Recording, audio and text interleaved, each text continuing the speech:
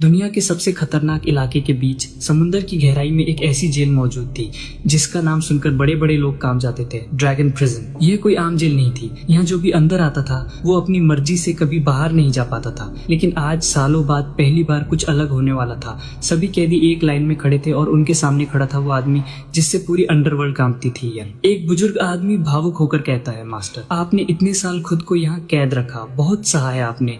यन हल्की मुस्कान के साथ कहता, मैंने जो किया अपनी मर्जी से किया, लेकिन अब वक्त आ गया है यहाँ से जाने का। जेल छोड़ने से पहले वो 2 नियम बनाता है। पहला, जो भी यहाँ है अपनी सजा ईमानदारी से पूरी करेगा। दूसरा, जो भी इस जेल से बाहर जाएगा वो किसी बेगुनाह को नुकसान नहीं पहुंचाएगा। फिर उसने सबकी तरफ देखकर कहा, अगर किसी ने भी ये दोनों नियम तोड़े तो मैं उसे ऐसी सजा दूंगा कि मौत भी आसान लगेगी। इतना बोलकर यान आखिरकार जेल छोड़ देता है, लेकिन उसे खुद नहीं पता था कि बाहर उसकी जिंदगी पूरी तरह बदलने वाली है। दूसरी तरफ एक अमीर परिवार में शादी की तैयारियां चल रही थी। लड़की का पिता गुस्से में कह रहा था, मेरी बेटी की शादी आखिर उस लड़के से कैसे हो सकती है। उसी वक्त यन वहां पहुंच जाता है। लड़की का पिता उसे देखकर कहता है, तुम आ गए। यन शांत आवाज में बोलता है, असल में मैं यहाँ शादी करने नहीं, ये रिश्ता खत्म करने आऊं। ये सुनते ही सब हैरान रह जाते हैं। लड़की के पिता शर्मिंदा होकर उससे माफी मांगने लगता है, लेकिन लड़की सीधे बोल देती है, मैं ये शादी नहीं करूंगी। फिर वो यन की तरफ देखकर घमंड से कहती है, तुम जैसे गरीब इंसान से शादी करने से अच्छा है मैं अकेली रहूं। यन बस चुपचाप सुनता रहता है। लड़की फिर कहती है, और सुन लो, मैं तुमसे कभी शादी नहीं करूंगी। यन हंसते हुए जवाब देता है, तुम गलत समझ रही हो, मैं भी तुमसे शादी करने नहीं आया, मैं खुद ये रिश्ता खत्म करने आया हूँ। लड़की को अपनी बेइज्जती महसूस होती है। वो गुस्से में कहती है, तुम मुझे रिजेक्ट कर रहे हो, तुम्हारी हिम्मत कैसे हुई। फिर अपने स्टेटस का घमंड दिखाते हुए कहती है, मेरे पीछे बड़े बड़े रिच फैमिलीज के लड़के पड़े हैं, यहाँ तक कि ली फैमिली का बेटा भी मुझे चाहता है, और तुम हो कौन। यन उसकी आंखों में देखकर कहता है, ली फैमिली, अगर मैं चाहूँ तो एक शब्द में उनकी पूरी फैमिली खत्म हो सकती है। लड़की हंसने लगती है। उसे लगता है यन सिर्फ बड़ी बड़ी बातें कर रहा है। यन आखिरी बार लड़की के पिता को धन्यवाद देता है और वहां से चला जाता है। उधर लड़की अभी भी उसे बेवकूफ समझ रही थी, लेकिन जल्दी उसे पता चलने वाला था कि उसने किस इंसान को ठुकराया है। कुछ समय बाद यन जंगल के रास्ते जा रहा था। वहां उसने एक लड़की और उसके दादा को हंटिंग करते देखा। दादा अपनी पोती को शूटिंग सिखा रहे थे। अचानक उनके शिकार किए हुए जानवर को उठाने लगता है। लड़की गुस्से में चिल्लाती है, रुको, वो हमारा शिकार है। लेकिन यम बिल्कुल शांत रहता है। दादा लड़की को रोकते हुए कहते हैं, छोड़ो, सिर्फ एक शिकार ही तो है। लेकिन यह अचानक ऐसी बात बोल देता है जिसे सुनकर दोनों चौंक जाते हैं। वो कहता है, ये दुनिया बहुत बड़ी है, तुम्हारी सोच से भी कहीं ज्यादा बड़ी। लड़की को उसकी बात समझ नहीं आती, वो उसे घमंडी समझती है। लड़की गुस्से में यहाँ पर हमला करने की कोशिश करती है, लेकिन अगले ही पल यान की बॉडी से खतरनाक किलिंग ऑरा निकलती है कि दोनों जम जाते हैं। लड़की के दादा तुरंत समझ जाते हैं कि कोई आम इंसान नहीं है। वो कांपती आवाज में कहते हैं, इतनी ताकत, ऐसा प्रेशर, क्या ये उन्हीं लेजेंडरी वॉरियर्स में से एक है। लड़की हैरान होकर पूछती है, दादाजी, ये आखिर है कौन। दादा धीरे से बोलते हैं, शायद 8 वॉर गॉड्स में से कोई। ये सुनते ही लड़की के पैरों तले जमीन खिसक जाती है। उसी समय इनको एक शॉकिंग खबर मिलती है। उसके आदमी बताते हैं, हमने उस महिला को ढूंढ लिया है। 5 साल पहले जिनसे आप मिले थे, उनका नाम ये शुआन है और उन्होंने आपकी एक बेटी को जन्म दिया था। ये सुनते यन पूरी तरह हिल जाता है। उसे बताया जाता है कि उस लड़की को उसके परिवार ने स्वीकार नहीं किया। अब उनका परिवार बिजनेस लॉस में है, इसलिए वो जबरदस्ती उसकी शादी एक अमीर फैमिली में करवाना चाहते हैं ताकि पैसा मिल सके। यन की आंखों में गुस्सा भर जाता है। वो खड़ा होकर कहता है, तुरंत तैयारी करो, मैं अपनी बेटी से मिलने जा रहा हूँ। और यहीं से कहानी एक और बड़े तूफान की तरफ बढ़ने लगती है, क्योंकि अब जो भी उसकी बेटी को हर्ट करेगा उसका बचना नामुमकिन होगा। अब कहानी सीधे एक बेहद दर्दनाक मोड़ पर पहुंचती है। लोग आपस में बातें कर रहे थे। सुना उस लड़की ने किसी भिखारी जैसे आदमी से बच्चा पैदा किया था, तभी तो उसके परिवार ने उसे घर से बाहर निकाल दिया। दूसरा आदमी हंसते हुए बोला, फिर भी उसकी किस्मत देखो, लिन फैमिली का बेटा उससे शादी करने को तैयार है, भले ही बीवी नहीं, लेकिन उसे अपनी रखेल बनाकर रखेगा। आसपास खड़ी औरतें भी जल रही थी। इतने बड़े घर में जाने का मौका हमें क्यों नहीं मिला। उधर शुअन पूरी तरह टूटी हुई थी। वो अपनी माँ के सामने रोते हुए गिड़गिड़ाती है, माँ प्लीज पहले नाइना का इलाज करवा दो, उसकी तबीयत बहुत खराब है, वो मर जाएगी। लेकिन उसकी माँ पत्थर दिल निकली। वो गुस्से में बोली, मुझे उस नाजायज बच्ची की कोई परवाह नहीं, पहले शादी करो तभी इलाज होगा। शुआन मजबूरी में टूट जाती है। शादी की रस्म शुरू हो जाती है। शुन की आंखों में आंसू थे, लेकिन अपनी बेटी के लिए वो सब सह रही थी। उससे पूछा गया, क्या तुम अपनी पूरी जिंदगी लिन फैमिली के बेटे की दासी बनकर बिताने के लिए तैयार हो। और तभी धड़ाम, शादी का दरवाजा जोर से टूटता है। सभी लोग डरकर पीछे हट जाते हैं। दरवाजे पर खड़ा था यान उसकी एंट्री ने पूरे हॉल को शांत कर दिया। लिन फैमिली का बेटा गुस्से में चिल्लाया, ये कौन है, इसे बाहर फेंको। फिर वो हंसते हुए अपनी असली सोच बता नहीं करता। मैं तो उससे शादी सिर्फ इसे नीचा दिखाने के लिए कर रहा हूँ। इसने किसी गरीब आदमी से बच्चा पैदा किया, अब मैं इसकी आंखों के सामने उस बच्चे को मारूंगा। ये सुनकर यन का गुस्सा फट पड़ता है। वो पल भर में गार्ड्स को उड़ा देता है। शुआन उसे देखकर शॉक हो जाती है। तुम अभी भी जिंदा हो, लेकिन वो उसे पहचान नहीं पाती। लिन फैमिली का लड़का बंदूक निकालता है। चाहे तुम मार्शल आर्टिस्ट हो, लेकिन गोली से तेज नहीं हो सकते। वो गोली चलाने वाला था, लेकिन अगले ही सेकंड यन ने उसे खत्म कर दिया। सबकी सांसें रुक गई। शून डर जाती है और रोते हुए कहती है, तुमने क्या कर दिया? उसके पास हमारी बेटी की जिंदगी थी। यन अचानक रुक जाता है, मेरी बेटी।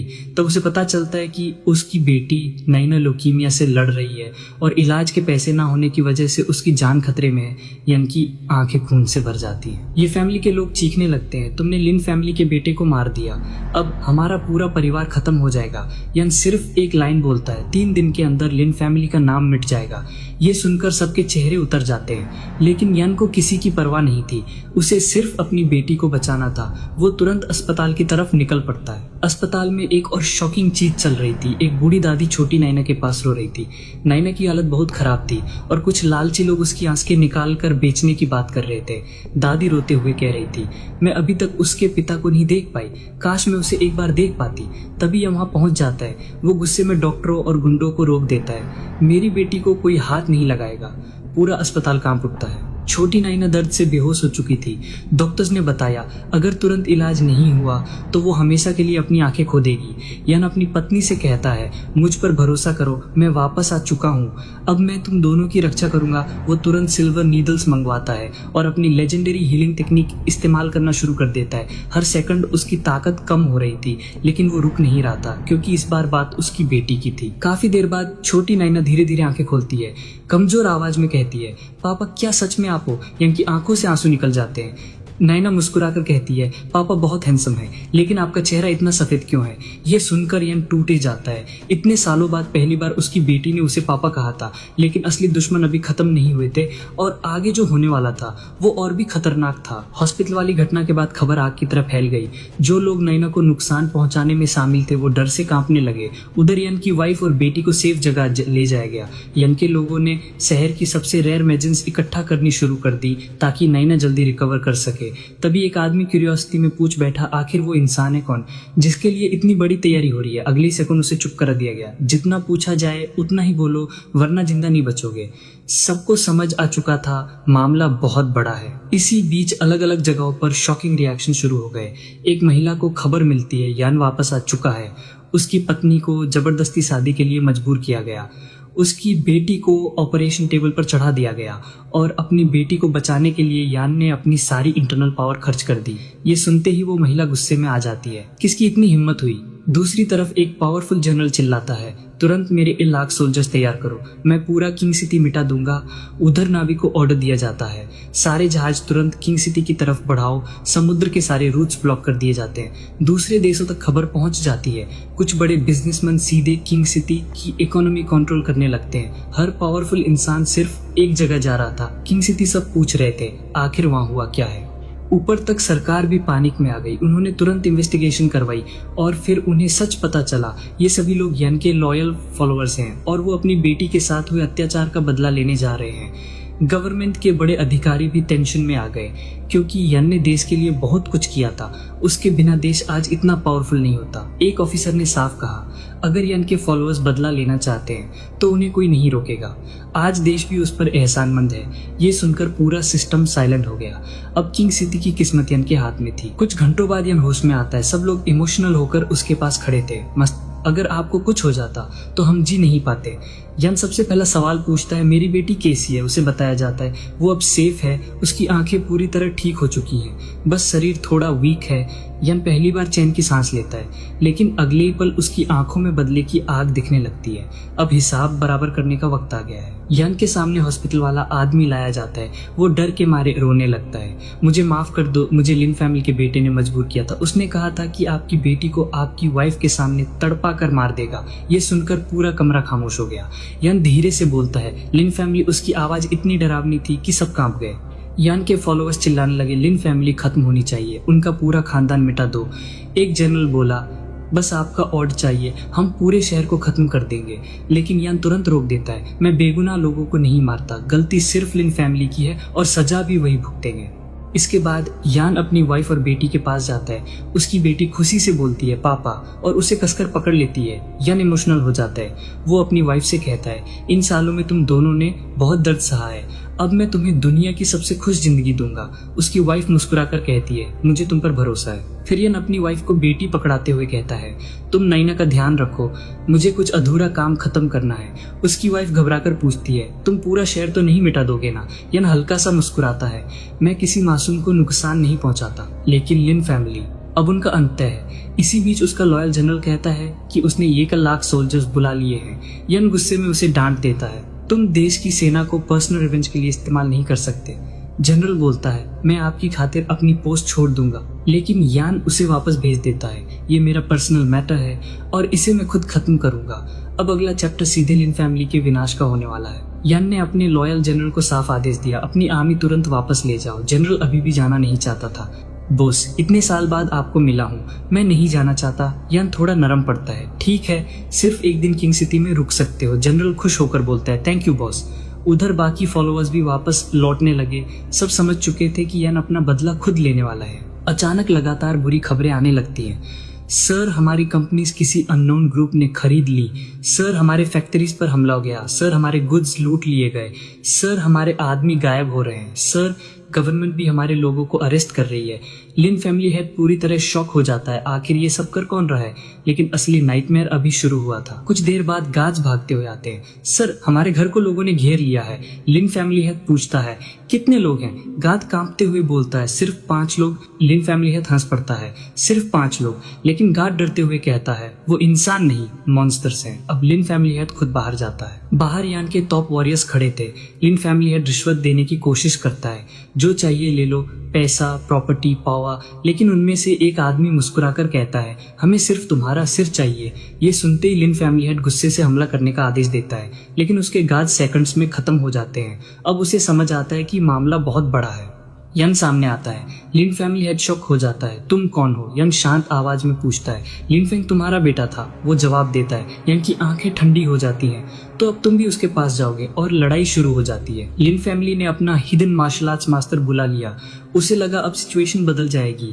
वो बूढ़ा मास्टर घमंड से बोला, तुम बच्चे हो, मार्शल वर्ड नहीं समझते, आज मैं तुम्हें रिस्पेक्ट सिखाऊंगा। यान ने अपने आदमी की तरफ देखा, इसे चुप करा दो।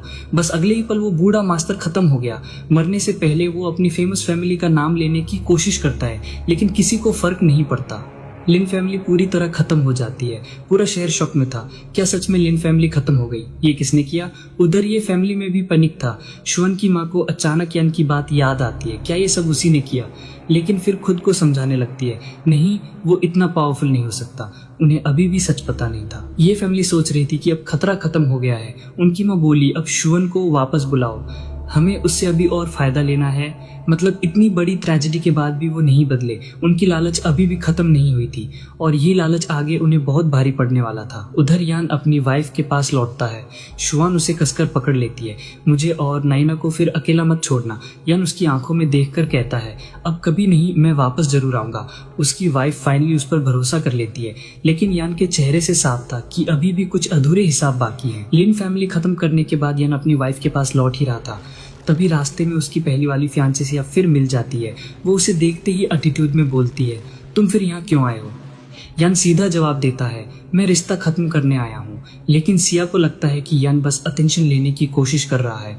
वो हंसकर कहती है, ड्रामा मत करो, तुम बस मेरा ध्यान चाहते हो। फिर उसे चैलेंज देती है, तुमने कहा था ना कि एक शब्द में ली फैमिली खत्म कर सकते हो। आज मैं ली फैमिली के बेटे की पार्टी में जा रही हूँ, अगर हिम्मत है तो साथ चलो। यान बिना रिएक्ट किए उसके साथ चला जाता है। पार्टी में पहुंचते ही सिया के दोस्तों ने उसका स्वागत किया। तू इतनी देर से क्यों आई? फिर सबकी नजर यान पर गई। ये कौन है? सिया कैजुअली बोलती है, बस फैमिली फ्रेंड है। लेकिन रिच किड्स तुरंत उसका मजाक उड़ाने लगे, ये कहाँ से उठा लाई? इसकी ड्रेसिंग देखो, लगता है गांव से सीधा आया। यान चुपचाप सब सुनता रहा, क्योंकि उसके लेवल का इंसान इन लोगों से बहस करना बेकार समझता था। ली फैमिली का लड़का भी वहां मौजूद था। वो सिया को इम्प्रेस करने की कोशिश कर रहा था। जब उसने देखा कि सिया यान को लाई है, तो उसने इनडायरेक्टली इंसल्ट करना शुरू कर दिया। अगर तुम्हारे दोस्त को हम पसंद नहीं तो उसके लिए अलग रूम अरेंज कर देते हैं, वो अकेले खाना खा सकता है। सब लोग हंसने लगे। यान बस उठकर वहां से निकल गया, उसे इन बच्चों के गेम्स में इंटरेस्ट नहीं था। वॉशरूम एरिया में जाते वक्त यान को कुछ अजीब महसूस हुआ। कुछ गार्ड्स सस्पिशियस तरीके से खड़े थे। वो अंदर जाने की कोशिश करता है लेकिन गार्ड्स रोक देते हैं। यह एरिया बंद है। यहाँ समझ गया कुछ गलत हो रहा है। उसी समय उसे एक महिला की हेल्प की आवाज सुनाई देती है। अब वो सीधे अंदर घुस जाता है। स्पॉइल लड़का गुस्से में चिल्लाता है, तू कौन है? यान बिना जवाब दिए उसके गार्ड्स को सेकंड्स में गिरा देता है। अब वो लड़का डर जाता है, मैं पुअर फैमिली से हूँ, मुझे हाथ मत लगाना। लेकिन यान को कोई फर्क नहीं पड़ा। उसे बुरी तरह पनिश किया, मरने नहीं दिया, लेकिन ऐसी हालत कर दी कि वो जिंदगी भर याद रखे। लड़की की रिक्वेस्ट पर उसकी जान छोड़ दी गई। उस लड़की की हालत अभी भी खराब थी क्योंकि ड्रग का असर बाकी था। यान उसे सेफ रूम में ले जाता है, उसकी ट्रीटमेंट करता है क्योंकि खुद भी मेडिकल टेक्निक्स जानता था। लेकिन बाहर लोगों ने सिचुएशन को गलत समझ लिया। उन्होंने सिर्फ इतना देखा कि यान एक ड्रंक लड़की को रूम में ले गया। अब रूमर्स फैलने लगे, लगता है वो मजे कर रहा है। सब गॉसिप करने लगे। सिया भी ये सुन लेती है। वो गुस्से में कमरे के बाहर पहुंचती है। मुझे पता था ये ऐसा ही इंसान है। उसके दोस्त भी यान का मजाक उड़ाने लगते हैं। तूने इसे फियांसे बनाया, तेरी चॉइस बहुत खराब है। सिया तुरंत साफ कर देती है, मैं इससे कभी शादी नहीं करूंगी। तभी ये फैमिली का लड़का मौका देखकर हीरो बनने की कोशिश करता है। वो सिया से कहता है, ऐसे आदमी को भूल जाओ, कुछ दिनों में मैं तुम्हारे पिता से तुम्हारा हाथ मांगूंगा। सिया उसके वर्ड सुनकर खुश हो जाती है। उसे लगता है उसे अब बेहतर ऑप्शन मिल गया। लेकिन उन्हें बिल्कुल अंदाजा नहीं था जिस इंसान का वो मजाक उड़ा रहे थे वो अभी अभी एक टॉप फैमिली की लड़की की जान बचा कर आया था। और जब सच सामने आएगा तो सबसे ज्यादा शर्म इन्हीं लोगों को आने वाली थी। उस स्पॉइल लड़के को छोड़ने के बाद यान बाहर आता है। वो लड़की जिसने उसकी जान बचाई थी अब पूरी तरह कंट्रोल में थी। तभी बाहर खड़े रिच किड्स अभी भी गॉसिप कर रहे थे। ड्रामा खत्म हो गया, अब बाहर निकलो। लेकिन तभी उस रेस्क्यू लड़की ने एंट्री मारी और उसने पूरे होटल को खाली करवाने का ऑर्डर दे दिया। सब लोग शॉक्ड रहे। मैनेजर भी पहले मना करता है, माँ पूरा होटल बुक करना बहुत एक्सपेंसिव है। लेकिन लड़की ने बस कहा, जिसे डिसीजन लेना आता हो उसे बुलाओ। अब माहौल बदलने वाला था। कुछ देर बाद होटल का ओनर खुद भागता हुआ आता है। जैसे ही उसने उस लड़की को देखा उसका एटीट्यूड पूरी तरह बदल गया। आपने बताया क्यों नहीं कि आप आ रही हैं? अब सब रिच किड्स के चेहरे उतर गए। उन्हें समझ आ गया कि ये लड़की उनसे कई लेवल्स ऊपर है। उसने साफ कहा, आज मुझे यहाँ कोई आउटसाइडर नहीं चाहिए, और पूरा होटल खाली करवा दिया गया। ली फैमिली वाला लड़का अपनी पहचान दिखाने की कोशिश करता है। मेरे पिता ली फैमिली हेड है, लेकिन होटल ओनर ने उसकी बिल्कुल वैल्यू नहीं दी। ये मेरी प्रॉपर्टी है, जिसे चाहूं अंदर आने दो। अब ली फैमिली का लड़का चुपचाप निकल जाता है। उसका फेक ईगो पूरी तरह टूट चुका था। उसी दौरान वो स्पॉइल्ड रिच लड़के का पिता वहां पहुंचता है। वो अपनी बेटी जैसी पावरफुल लड़की से मिलने की कोशिश करता है, लेकिन उसे अंदर आने तक नहीं दिया गया। और तभी पता चलता है कि उसके बेटे ने जो किया था उसकी वजह से पूरी उसकी फैमिली बर्बाद होने वाली है। वो लड़की सीधा आदेश देती है, वैंग फैमिली को खत्म कर दो, बस एक सेंटेंस और उनकी किस्मत खत्म। अब वो पावरफुल लड़की यन को ध्यान से देखने लगती है। उसे ऐसा फील होता है जैसे वो उसे पहले से जानती हो। वो कहती है कि हम पहले मिल चुके हैं। यन कैजुअली बोलता है, तुम गलत इंसान समझ रही हो।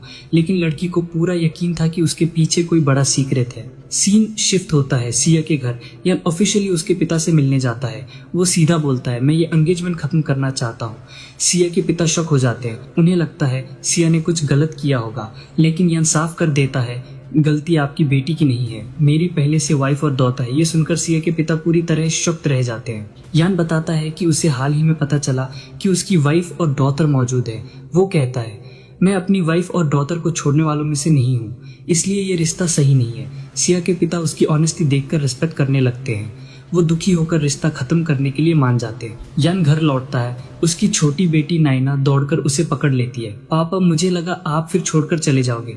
यान इमोशनल होकर कहता है, अब कभी नहीं। नाइना क्यूट तरीके से बोलती है, पापा मुझे KFC खाना है। फिर कहती है, स्कूल के बच्चे कहते हैं मेरा पापा नहीं है, कल आप मुझे स्कूल छोड़ने चलोगे? यान तुरंत हाँ बोल देता है। ये मोमेंट काफी इमोशनल था। तभी शुआन को उसकी माँ का फोन आता है। वो गुस्से में उसे तुरंत घर बुलाती है। शुआन डर जाती है। यान तुरंत कहता है, मैं तुम्हारे साथ चलूंगा। छोटी नाइना भी डर जाती है। पापा, बैड पीपल से मामा को बचाना। यान मुस्कुराकर प्रॉमिस करता है। ये फैमिली पहुंचते ही शुआन की माँ फिर अपना असली रंग दिखाती है। वो कहती है, पहले लिन फैमिली थी, अब वोंग फैमिली के बेटे से शादी करो। शुआन पूरी तरह टूट जाती है। आप लोग मेरी जिंदगी को दिल क्यों समझते हो? पहले मेरी बेटी की बीमारी का फायदा उठाया, अब फिर मुझे बेच रहे हो। फिर वो रोते हुए पूछती है, क्या मैं आपकी असली बेटी भी हूँ? आपको सिर्फ फैमिली स्टेटस चाहिए, मेरी जिंदगी नहीं। उसकी माँ फिर भी नहीं पिघलती और यही साफ हो जाता है कि अगला टारगेट अब सिर्फ एक फैमिली नहीं, बल्कि शुआन का अपना क्रूअल परिवार भी हो सकता है। शुआन की माँ फिर हद पार कर देती है। वो नाइना को लेकर बहुत गंदी बात बोल देती है। बस ये सुनते ही यन का पेशेंस खत्म हो जाता है। उसने सीधे शुआन की माँ को थप्पड़ मार दिया। पूरा घर शौक हो गया। वो गुस्से में बोली, तुमने मुझे मारा। यन ठंडी आवाज में कहता है, सिर्फ इसलिए जिंदा हो क्योंकि तुम शुआन की माँ हो, वरना अभी तक खत्म हो चुकी होती। कमरे में सन्नाटा छा जाता है। फैमिली के लोग फिर यन पर चढ़ने लगते हैं। तुम्हारी इतनी हिम्मत, ये फैमिली है।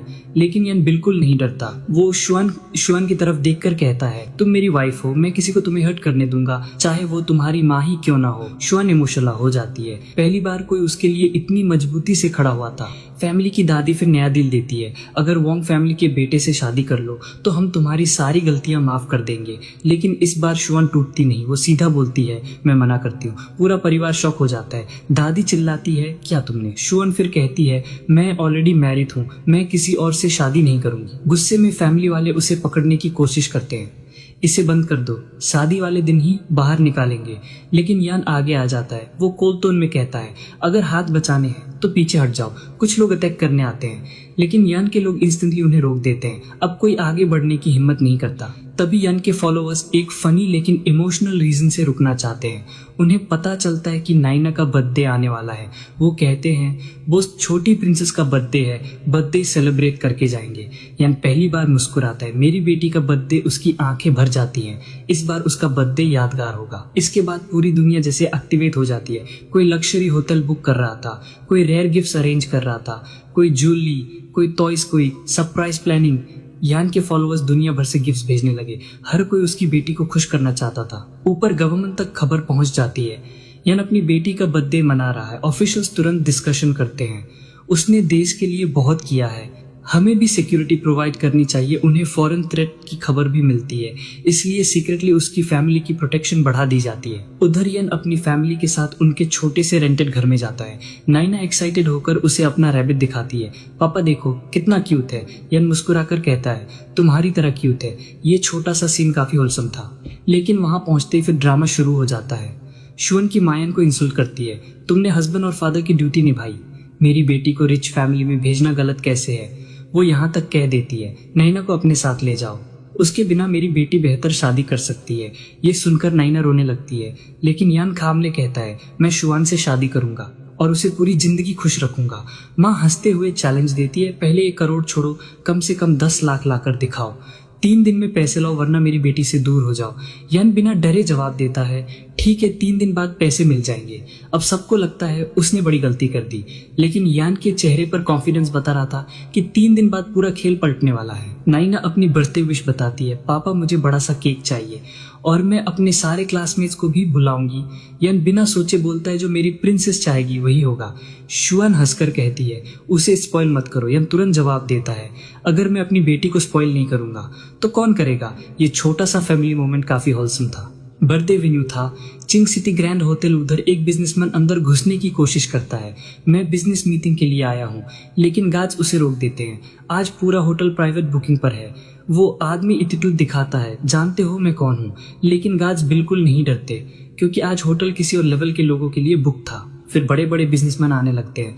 लग्जरी कार के बाद लग्जरी का शहर के रिचेस्ट लोग एक एक करके आने लगे। जो लोग बाहर खड़े थे वो शॉक में थे, आखिर बर्थडे किसका है। तभी और भी बड़े लोग आते हैं, city leader, top businessman, jewellery king और फिर वॉर जनरल्स भी पहुंच जाते हैं। अब सबकी सांसें रुक जाती हैं। फिर सभी लोग एक साथ यान के सामने झुक जाते हैं।